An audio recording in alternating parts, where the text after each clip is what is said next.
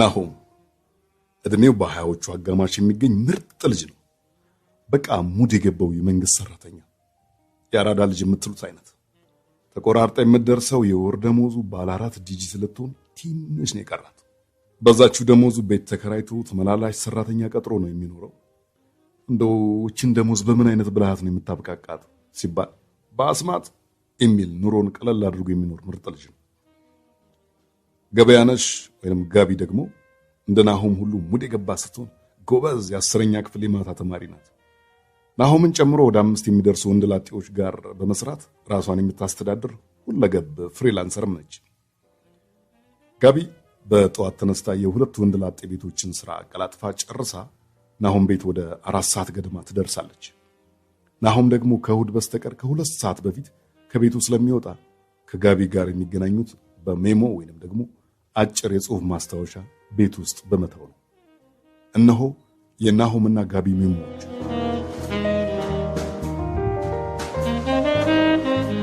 ቀን 22/11/2003 ይድረስ ለናሆም። ፔስ ነው ናሆሜ፣ ይሄ ብርድ እንዴት ይዞሃል? ደሞ ክረምት መጣልህ እኮ። ያችን ጃኬት ልትነቀሳት ነው አይደለ? ኧረ እንደምንም ብለህ አንተ አንድ ጃኬት ጨምር እባክህ። ክረምት ምን እንደምትመስለኝ ታውቃለህ? የሆነ ተንቀሳቃሽ ሐውልት። አንዳንዴ እንደውም አንተን ሳይ ያምነውና የዘንድሮ ክረምት አንድ ይመስሉኛል። በነገራችን ላይ ለእኔ ግን ተመችቶኛል። ለ3 ወራት አንድ የማይታጠብ ልብስ አለኝ ማለት ነው። እኔ የምልህ ናሆም፣ ወሬም በነገር ጀመርኩ አይደል? ትናንት እኮ ጉንፋኑ ነው መሰል ኃይለኛ ራስ ምታት ይዞኝ ከቤት ሁሉ ሳልወጣ ቀረው።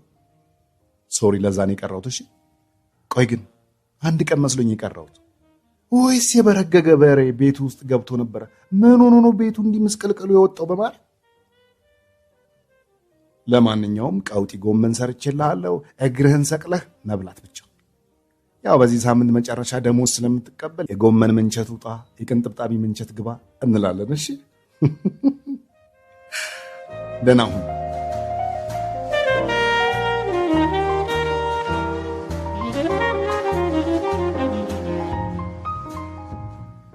ይድረስ ለጋቢሻ። ኧረ ትረባ፣ እንደው በፍጹም እኮ አልቻልኩሽ።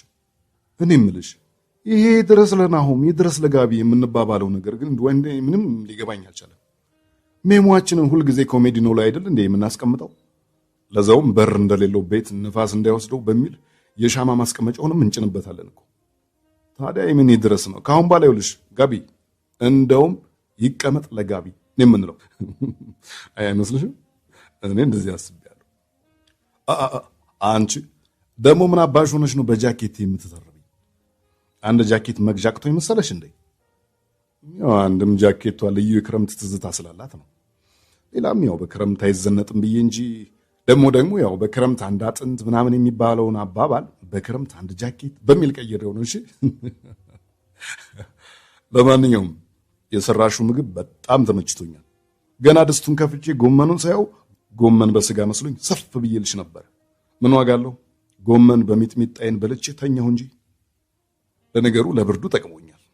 ሚጥሚጣው ሆዴን ሞቅ አድርጎልኛል። ያው ያንቺን ትረባ ያክል ባያቃጥልም ጋቢቾ እንጂ። አረ ልብሶቼ እንዳሉ ቆሽሿል። ተይ ይኸውልሽ ኪሶች ውስጥ ብር ካገኝሽ አስቀምጭልኝ እሺ። ነገ ደግሞ ለየት ያለ ነገር ስሪልኝ። የሆነ ቆስጣ ምናምን። በይቻው ናሆም ነኝ።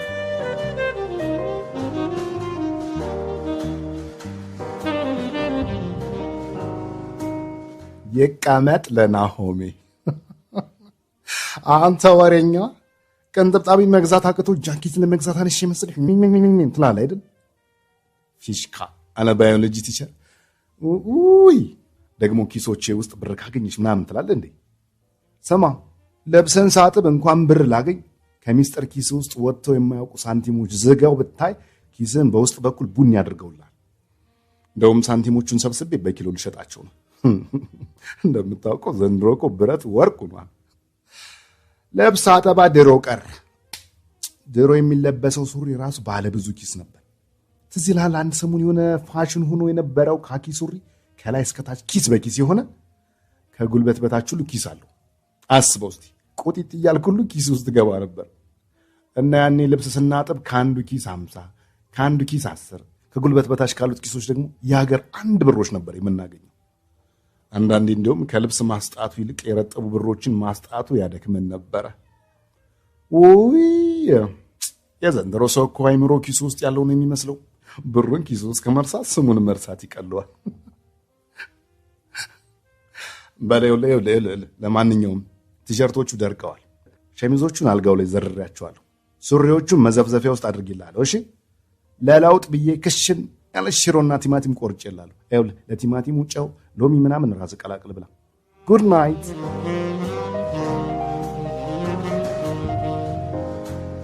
ለጋቢያንስ ይኸውልሽ ይቀመጥ ለናሆምን እንዴት እንደወደድኩልሽ በጣም ወድጄዋለሁ። አንቺ ተቀማጭ፣ እኔ እኮ እንደው ደስ የምትይኝ ፍጥነትሽ ናት። አሁን እኔን የመሰለ ቦስ ባይኖርሽ እንደዚህ የባነንች ልጅ ትሆኚ ነበር። ያኔ ገና እኔ ጋር ስትቀጠሪ እኮ የሆነሽ በቃ ነፈዝ ነገር ነበርሽ። ይኸውልሽ ራሴው አሰልጥኜ ራሴው ሙድ ይያዝብኛል። ወይኔ ተኩቻው። ለማንኛውም ሞት ማጣ ሆነሻል። ቆይ ግን ስራውን ትንሹ እንዴ አንቺ እንዴ? የሰሞኑ ማስታወሻዎች እኮ በጣም እየረዘሙብኝ ነው። ቆይ ቁጭ ብለሽ ስትጽፊ ነው እንዴ የምትይው? እኔ የምፈራው በቅርብ ቀን በአንደኛው ሚሞች ላይ ይቅርታ ናሆሜ ከዛሬ ጀምሮ ስራ አቁሜያለሁ፣ ምክንያቱም ለትዕዛዝ መቀበያነት የጀመርናት ሚሞ በውስጥ የተደበቀውን እምቅ የጸሐፊነት ችሎታ እንዳገኘው ስላደረገች ከአሁን በኋላ ተመላላሽ ጋዜጠኛ ሆኛለሁ እንዳትዪ ብቻ ነው። በነገራችን ላይ ቤት ስገባ መብራት ጠፍቶ ስለነበረ ሽሮዋን ሳላሞቃት ነው የበላኋት። እንደውም የላስኳት ነው የሚባለው። ማማሲያው ምን ከድስቱ ሳታወጪው ሄደሽ የሽሮ ጀላት ሆኖ ነው የጠበቀኝ። ናሆም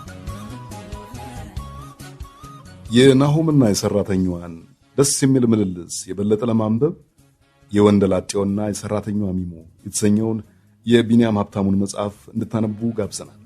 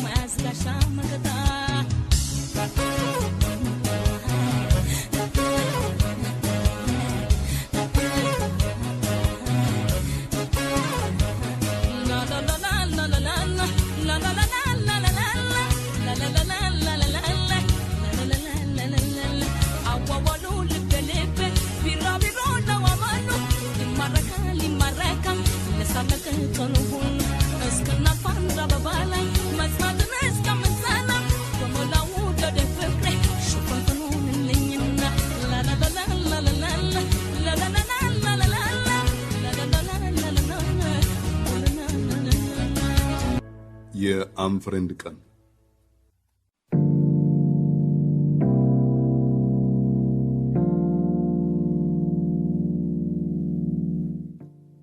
ማርክ ዙከርበርግ በመረቁት ቀን ፌስቡክን ከፈተ። እኔ በመረቀንኩ ቀን የፌስቡክ አካውንት ከፈትኩ። እነሆ ከዛ ቀን ጀምሮ ዙከርበርግ በረገጠው ወለል ላይ ዶላር የተቀላቀለበት አድናቆት ይወርዳል። እነሆ ከዛ ቀን ጀምሮ ለእኔ በተሰናዳው ወል ላይ ነገር የተቀላቀለበት የጓዶቼ ጦማር ይዘንባል። በዓመቱ መጨረሻ ዙከርበርግ ከወጣት ባለጸጎች ተመደበ። እኔ ከወጣት ወፈፊዎች ተሰናሰንኩ። ስለሆነም የመካነ ፊት ወይንም ፌስቡክ አካውንቴን ለመዝጋት ወሰንኩ። የኢንተርኔት ቤት ባለቤት የሆነው ታከለ ግን እንዲያው በዚህ ዓለም ላይ የባንክም የፌስቡክም አካውንት ሳይኖር ከምትኖር ግድ የለም ትንሽ ታገዝ አለኝ። እስከ መቼ ልታገዝ አልኩት። ከጓደኞች የሚላኩ ጠበኛ ሐሳቦችን መገላገል የሰለቸውን ጭንቅላቴን ይዤ ብትችል አለ ጓደኛዬ በብልጥ ዓይኑ እያስተዋለኝ። ብትችል የሀገራችን ሕዝብ ፌስቡክን መምከኛው ድማ ማድረጉን እስኪተው፣ ባትችል ይሄን ኢንተርኔት ቤት ለመክፈት የተበደልኩትን ብር እስክመልስ እንደው ታገዘኝ አለኝ። በታከለ ሐሳብ ተስማማሁ። ግን ያለው እስኪደርስ ቀኔ እንዳይደርስ በማሰብ ለታላቅ አእምሯዊ ነውጥ ከዳረጉኝ የፌስቡክ ሀገር ጓደኞቼ መካከል ከተወሰኑት ጋር መቆራረጥ እንዳለብኝ ግልጽ ሆነልኝ። ይህንን ታሪካዊ ውሳኔ ለመፈጸም መጻጉዕ ከመሰለ ኮምፒውተር ፊት ተሰየምኩ። የተወሰኑ ጓደኞቼን አንፍሬንድ ማድረግ ወደ አጸደ እረፍት የሚያመጣ ከሆነ በመጀመሪያ በቃችሁኝ ልላቸው የሚገቡት በሚፈጥሩት ሃይማኖታዊ ክርክር ምክንያት ፌስቡክን የኒቂያ ጉባኤ ያስመሰሉትን አበኒዮምና ዮናታንን። አበኒዮምን ለመግለጽ የሚችለው ሐረግ በኦንላይን ሀገረ ስብከት የፌስቡክ ደብሮች አስተዳዳሪ የሚለው ብቻ ይመስለኛል። እሱን አድ ካደረኩ ቀን ጀምሮ መላ ሰሌዳዬ በቅዱሳን ስዕልና የመጽሐፍ ቅዱስ ጥቅሶች ከመሞላቱ የተነሳ ወደ አካውንቴ ከመግባቴ በፊት ራሱ የማልዘነጋው ነገር በትምህርተ መስቀል ማማተብን ነው። መጀመሪያ ግድም በሥራ መጣበብ ምክንያት ርቄው የነበረው ደጀ ሰላም በኮምፒውተሬ ድረስ ስለመጣ ደስ አለኝ። የኋላ ግን ከሌላኛው ጓደኛ ዮናታን ጋር ሃይማኖትን መሰረት አድርገው ሲከሳከሱ ሁለቱን ጓደኞቼ ያደረኩበትን ቀን ረገምኩ። ቢሆንም በሀገራችን የሃይማኖትን እኩልነት ለማረጋገጥ ዋነኛው ሕግ አፍን መዝጋት መሆኑን አመኝ ዝም አልኳቸው። የነሱ ሙግት ግን በዛ። ከወዲያ አበኒዮ በስላሴዎች ያላመነ አይጸድቅም ብሎ ይጽፋል። ከወዲህ ዮናታን ጽድቅ በኢየሱስ ብቻ ነው ይላል። እኔ በመሃል ቤት ለብቻችሁ ብትከራከሩ ትጸድቁ ነበር እኮ፣ ኧረ ስለ ጉልበታችሁ ተውን እላችኋለሁ። አይሰሙኝም። ከወዲያ አበኒዮም ክርስቶስ አልፋና ኦሜጋ ነው ይላል። ከወዲያ ዮናታን ኢየሱስ ጌታ ነው ብሎ ይመልሳል። እኔ በመሃል ቤት እኛ ዘበኛ ነው አላልን፣ ኧረ ስለ ጉልበታችሁ ተውን እላለሁ። አይሰሙኝም። ከወዲያ አበኒዮም የመናፍቃንን የተሳሳተ መንገድ ያጋለጠ መጽሐፍ በገበያ ላይ ዋለ የሚል ማስታወቂያ ይለጥፋል። ከወዲህ ዮናታን መንኩስና የተሳሳተ መሆኑን የሚያጋለጥ መጽሐፍ እነሆ ይላል። እኔ በመሃል ቤት አርፋችሁ ተቀመጡ የሚል መጽሐፍ ሲወጣ ቀስቅሱኝ እላለሁ። የሚሰማኝ ግን የለም። ቢጨንቀኝ ለሁለቱም የነፍስ አባቶች እነዚህ ልጆች በዚህ ከቀጠሉ ዳግመኛ ቦሩ ሜዳ መፈጠሩ አይቀርም፣ ከአድራጎታቸው እንዲታቀቡ ገዝቷቸው ስል መልእክት ላኩኝ። አባቶቹ ግን እንደው ሁለቱን አይደለም በግዝት በግዛት ላይ አይተን ብናስቀምጣቸው የሚያርፉ አይደሉም አሉኝ። ድሮ በሕፃንነቴ የፕሮቴስታንት እምነት ተከታይ የሆነውን ኤልሻዳይን ከትምህርት ቤት ሲመጣ ጠብቀውና ኮሌታውን ጨምድጄ ሳበቃ ማርያም ታመለዳለች አታመለድ እለዋለሁ። አያያዜ እንኳን ለክርክር ለትንፈሳ ስለማያበቃ ኤልሻዳይ ቁና እየተነፈሰ እሺ ይሁንልህ ታማልዳለች ይለኛል። በአሸናፊነት እየተጎማለልኩ ትቼው ስርቅ በሌላ መንገድ አሳብሮ ይቀድመኝና ደቦል ድንጋይ ይዞ ሹልክታ ውስጥ ይጠብቀኛል። በእጁ ውስጥ ያለውን አለት እያቀባበለ በናዝሬቱ በኢየሱስ ስም በዚህ ድንጋይ ሆጭ ሳላደርግ ማርያም ታማልዳለች አታማልድም ይለኛል። በእጁ ውስጥ ያለውን ድንጋይ እያየው ሰማዕቱ እስጢፋኖስን ለመሆን እመቻቻለሁ። ቆይቼ ደግሞ በመዳፉ ውስጥ ያለው ድንጋይ ግዝፈቱ ሰማዕቱ እስጢፋኖስ ከተወገረበት ድንጋይ እንደሚልቅ ለውስጥ የነግረውና የሚፈልገውን ቃል እወጣለታለሁ። ከጊዜያት በኋላ ያዝነው ነገር ከትምህርት ቤትም ከእግዚአብሔር ቤትም ሊለያየን መሆኑን አምነን መከባበር ተባለ። በዚያ ቀን የተቀየመው ሰይጣን የት እንደሄደ ግምቱ አልነበረኝም።